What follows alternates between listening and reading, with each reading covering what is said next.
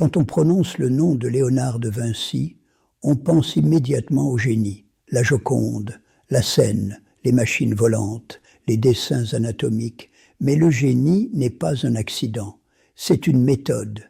Et si l'on observe attentivement sa manière de travailler, on découvre trois principes simples mais exigeants.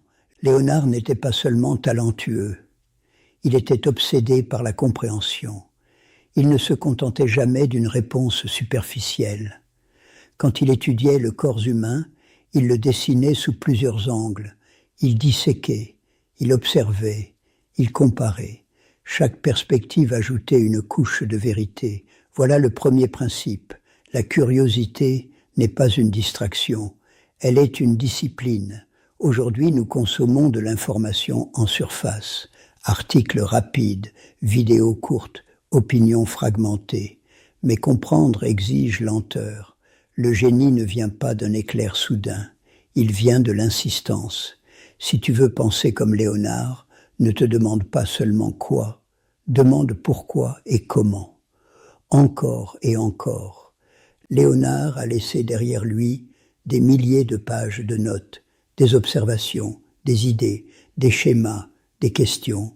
Ses carnets étaient désordonnés, non linéaires, parfois difficiles à comprendre, mais ils révélaient une chose essentielle. Il pensait sur le papier. Il n'écrivait pas pour impressionner. Il écrivait pour clarifier. Aujourd'hui, beaucoup gardent leurs idées dans leur tête, mais une pensée non écrite reste floue. Écrire oblige à structurer, à confronter, à approfondir. Un carnet n'est pas un journal intime, c'est un laboratoire mental. Note tes idées, tes hypothèses, tes intuitions, même celles qui semblent absurdes. Les associations inattendues sont souvent à l'origine des percées créatives. Léonard entretenait une relation étroite avec la nature. Il observait les coquillages, les spirales, les paysages. Quand il se sentait bloqué, il s'éloignait, il marchait. Pourquoi ? Parce que l'esprit saturé ne produit rien de profond. Aujourd'hui, nous tentons de résoudre les problèmes dans le même environnement qui les crée. Écran, notifications, urgence permanente. Mais la clarté exige distance.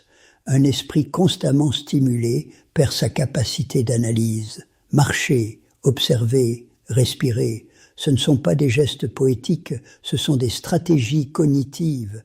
Léonard avait peu d'éducation formelle. Il se considérait comme autodidacte.